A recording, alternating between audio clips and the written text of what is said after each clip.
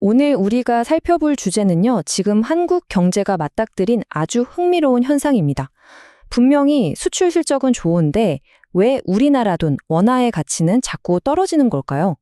이 복잡하게 얽힌 경제 퍼즐 저랑 같이 한번 풀어보시죠. 자, 바로 이 질문. 이게 오늘 이야기의 핵심입니다. 아니, 상식적으로 좀 이상하잖아요?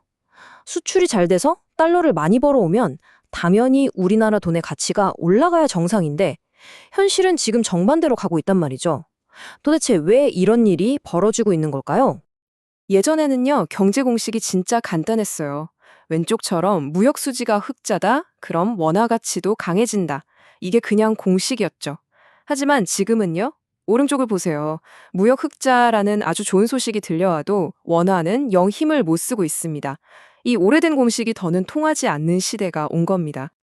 이렇게 과거에는 착착 맞아떨어지던 규칙이 깨지는 현상.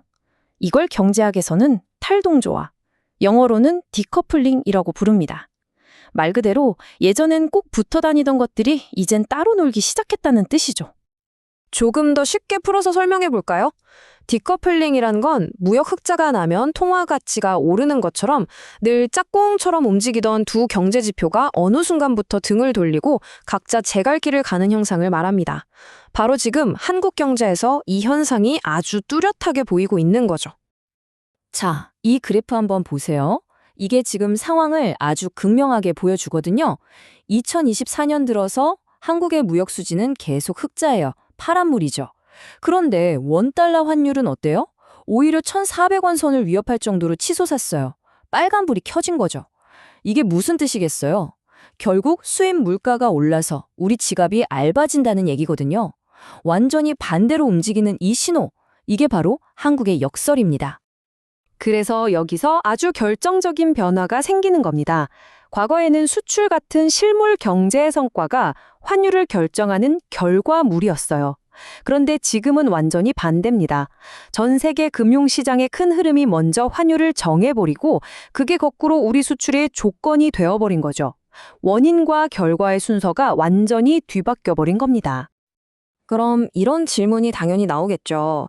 아니, 우리나라 무역 실적보다 더 세게 원화 가치를 쥐고 흔드는 힘은 대체 뭘까요? 누가 진짜 배후에 있는 걸까요? 이제 그 실체를 한번 들여다보겠습니다. 지금 원화의 방향키를 쥐고 있는 진짜 선수들은 바로 이런 것들입니다. 이제 시장 참여자들은요, 우리나라 수출 데이터? 물론 보죠. 하지만 그것보다 미국의 금리가 오르냐 내리냐, 중국 경제가 휘청거리는 건 아닌지, 또 저 멀리 러시아나 중동에서 무슨 일이 터지진 않을까, 이런 외부 요인에 훨씬 더 예민하게 반응한다는 겁니다. 불안감이 커질수록 일단 안전한 달러부터 사고 보자는 심리도 엄청나게 크고요. 그래서 이런 말까지 나옵니다. 환율은 더 이상 무역 성적표가 아니다. 이게 무슨 말이냐면 원화 가치가 더 이상 우리 경제의 성적을 보여주는 게 아니라는 거예요.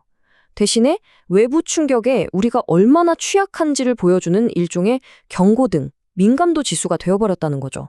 전 세계에 무슨 일이 터지면 가장 먼저 흔들리는 통화 중 하나가 원화가 된 셈입니다. 이 현상을 보면요, 마치 한국 경제가 두 개의 다른 시계를 차고 움직이는 것 같아요.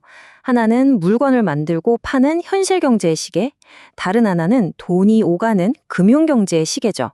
그리고 문제는 지금 금융이라는 시계가 현실이라는 시계보다 훨씬 빨리 돌고 있다는 겁니다.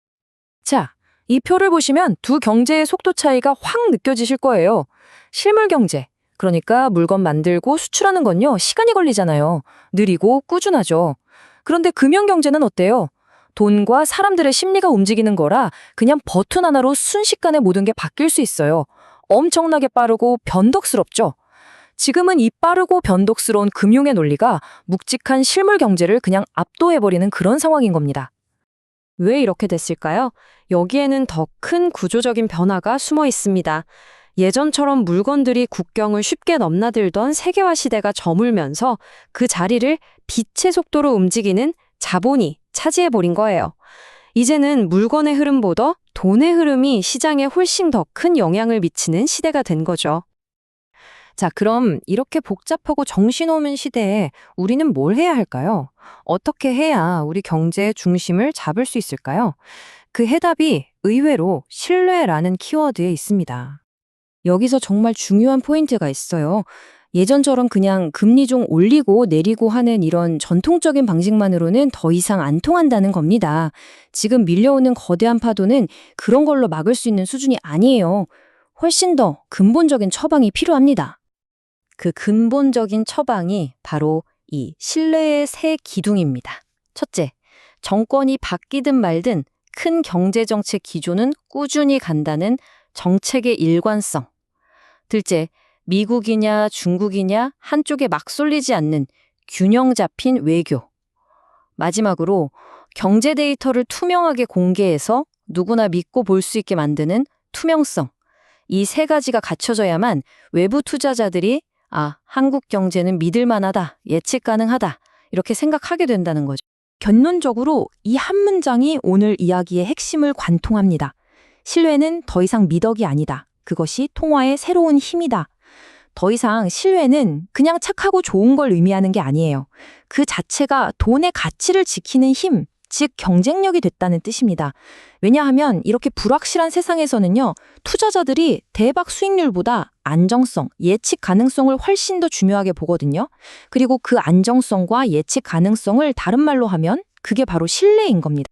오늘 내용을 정리하면서 마지막으로 이런 질문을 던져보고 싶습니다.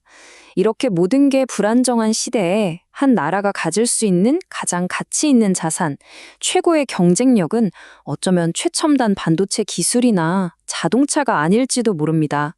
어쩌면 그건 바로 예측 가능성 그 자체가 아닐까요? 여러분은 어떻게 생각하시나요?